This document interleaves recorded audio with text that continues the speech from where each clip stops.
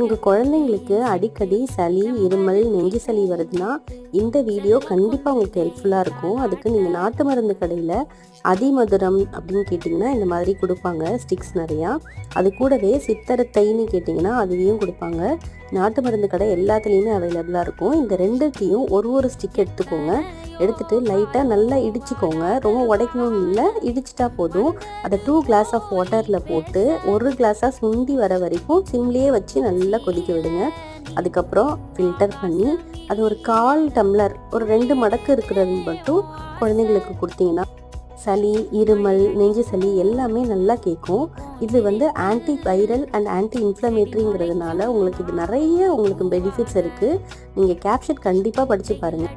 இந்த மாதிரி சிம்பிளான அதுவும் நேச்சுரலான ஹோம் ரெமிடிஸ்க்கு டிடிஸ் ட்ரூ கேர் பேஜை மறக்காமல் ஃபாலோ பண்ணிக்கோங்க.